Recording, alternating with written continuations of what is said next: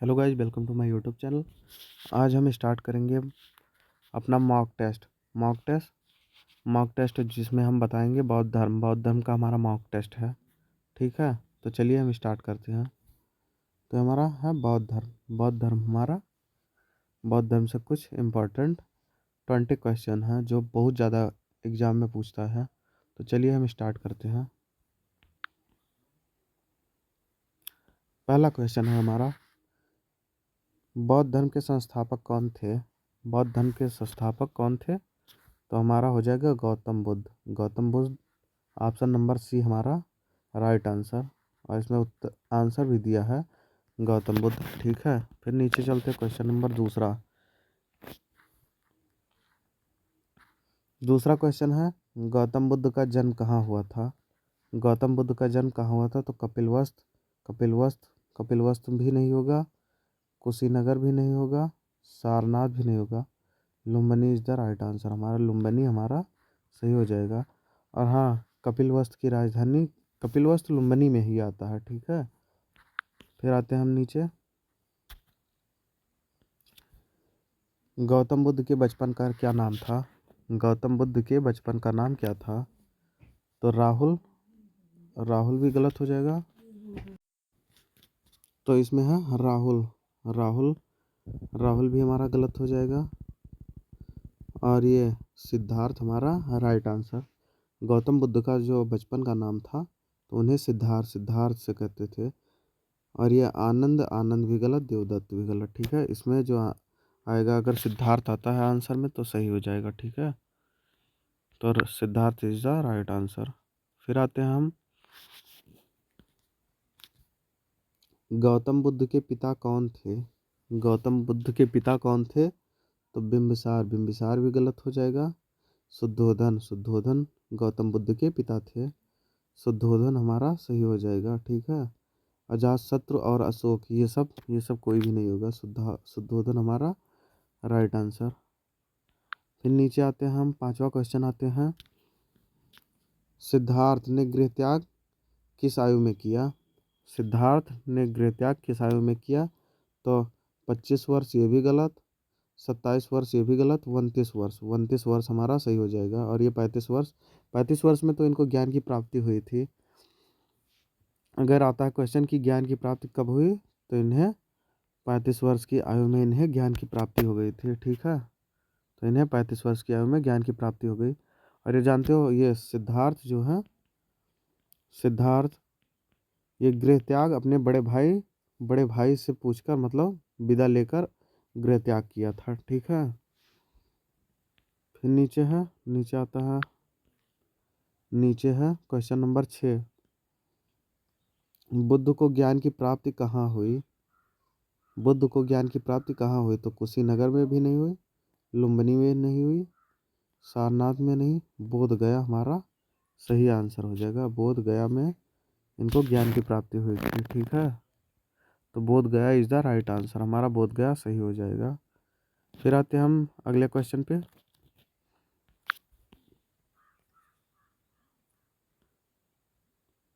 सातवां क्वेश्चन है, बुद्ध ने ज्ञान किस वृक्ष के नीचे प्राप्त किया? बुद्ध ने ज्ञान किस वृक्ष के नीचे प्राप्त किया?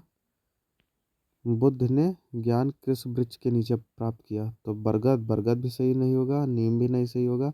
हाँ, पीपल। पीपल जो हमारा हो जाएगा, पीपल हमारा सही आंसर हो जाएगा। पीपल को हम बोधि वृक्ष भी कहते हैं। ठीक है, तो हमारा people is the right answer हो जाएगा। बुद्ध को ज्ञान की प्राप्ति हमें पीपल वृक्ष के नीचे प्राप्त हुई थी। ठीक है, फिर क्वेश्चन नंबर आठवां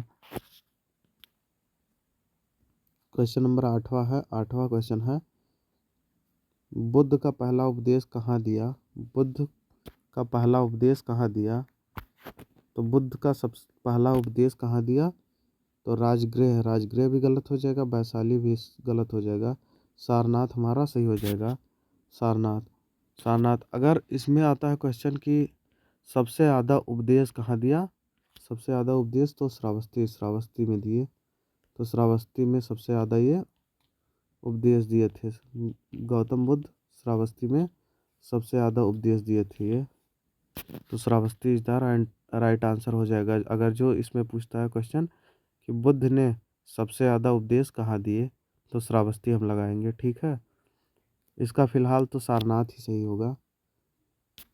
अब चलिए हम नीचे चलते हैं। बुद्ध के प्रथम उपदेश को क्या कहा जाता है? बुद्ध के प्रथम उपदेश को क्या कहा जाता है? तो महायान। महायान भी गलत हो जाएगा, त्रिपिटक भी गलत हो जाएगा, और ये निवाड़, निवाड़ भी गलत हो जाएगा। धर्मचक्र प्रवर्तन इन्हें कहा गया। क्या? ऑप्शन नंबर डी हमारा सही हो जाएगा, धर्मचक्र प्रवर्तन। ठीक है, धर्मचक्र प्रवर्तन सही हो जाएगा। फिर नीचे आते हैं हम, क्वेश्चन नंबर 10। क्वेश्चन नंबर 10 है, बौद्ध धर्म के 3 रत्न कौन हैं? बौद्ध धर्म के 3 रत्न कौन हैं? तो बुद्ध संघ अशोक, बुद्ध संघ अशोक भी गलत, और ये बुद्ध धम्म संघ, ये हाँ ये सही हो जाएगा। ऑप्शन नंबर बी हमारा सही हो जाएगा। ऑप्शन नंबर बी हमारा बुद्ध धम्म और संघ आंसर सही हो जाएगा। बाकी ये तीनों दोनों गलत हो जाएंगे। ठीक है, नीचे हम चलते हैं।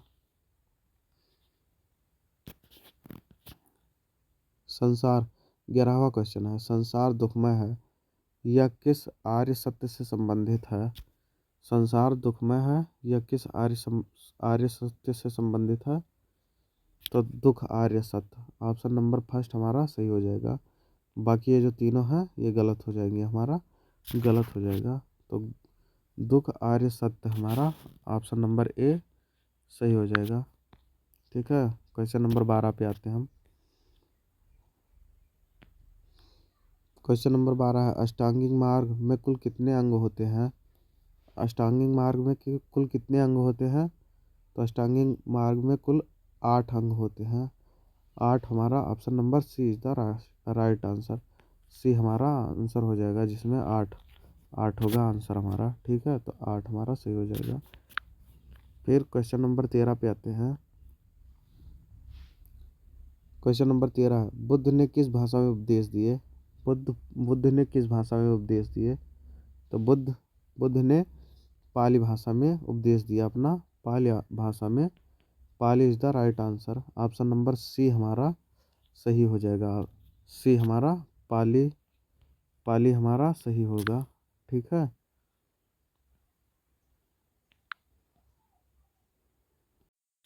तो इसमें हमारा ऑप्शन नंबर सी हमारा सही हो जाएगा।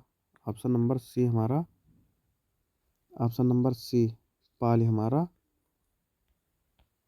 हमारा सही हो जाएगा आंसर। ठीक है, पाली। फिर नीचे आते हैं हम।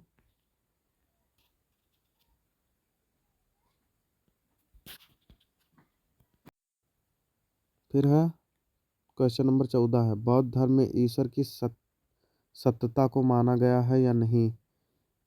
तो इसमें है ऑप्शन नंबर पूर्ण रूप से माना गया है, ये भी बिल्कुल गलत हो जाएगा। आंशिक रूप से माना गया है, ये भी गलत हो गया है। नहीं माना गया है, हाँ।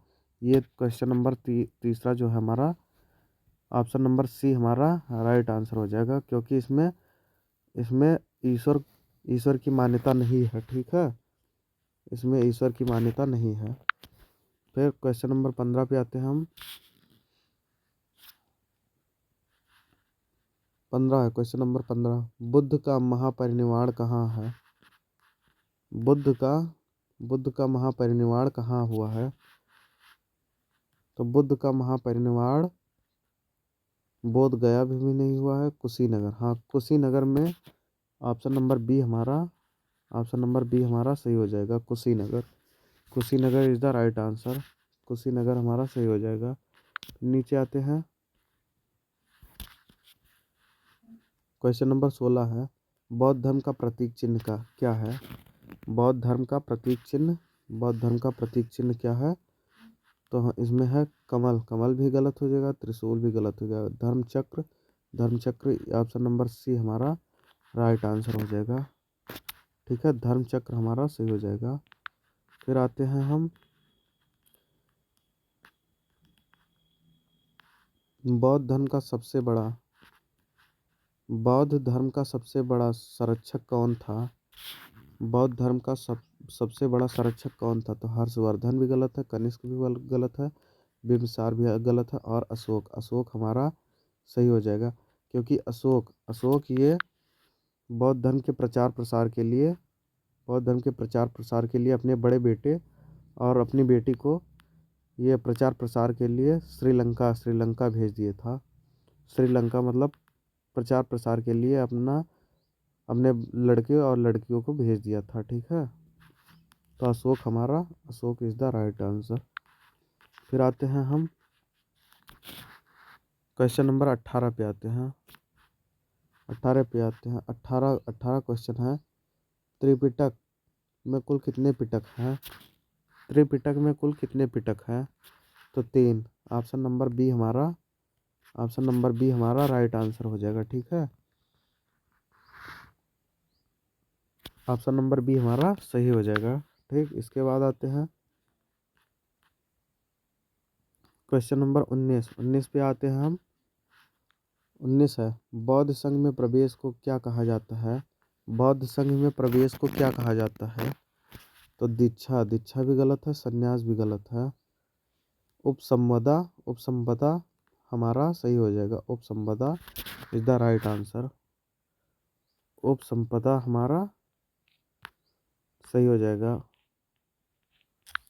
ठीक है, उपसंपदा। फिर आते हैं हम नीचे आते हैं